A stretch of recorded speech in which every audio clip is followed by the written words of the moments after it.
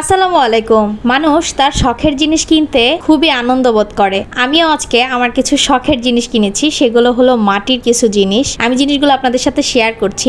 আমি চা খেতে খুবই বেশি পছন্দ করি, সাথে কফিটাও। আমি রেগুলার চা কফিটা সবসময় খেয়ে থাকি, তাই মগ আমার সবসময় ফেভারিট জিনিস। তো যেখানেই আমি মগ দেখি বা কাপ দেখি আমার কিনতে খুবই ভালো লাগে। তো আমার ঘরে মাটির কোনো জিনিস ছিল না, যার কারণে আজকে আমার মনে হলো যে মাটির দুইটা কাপ মগ এগুলো একটু কিনি।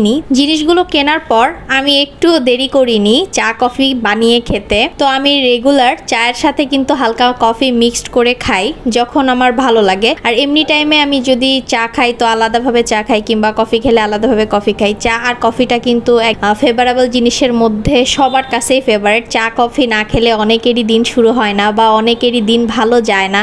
তো চা কফিটা আসলে ভালোবাসার মতো একটা জিনিস, যেটা মানুষ সবসময় নিতে খুব বেশি পছন্দ করে। আড্ডায়, গল্পে কিংবা ব্যস্ততায় এনি টাইমে চা আর কফিটা কিন্তু সব থেকে বেশি দরকার হয় আমাদের লাইফে। তো আমরা যদি লাইফে সব থেকে বেশি এনজয় করে থাকি কোনো কিছুর সাথে, তাহলে সেটা কিন্তু অবশ্যই চা আর কফি হয়ে থাকে, যেটা আমরা সব সময় এনজয় করে থাকি। প্রিয় মানুষের সাথেও কিন্তু আমরা চা আর কফিটা খেতে সব থেকে বেশি ফেভারেবল ফিল করি বা কমফোর্ট ফিল করি।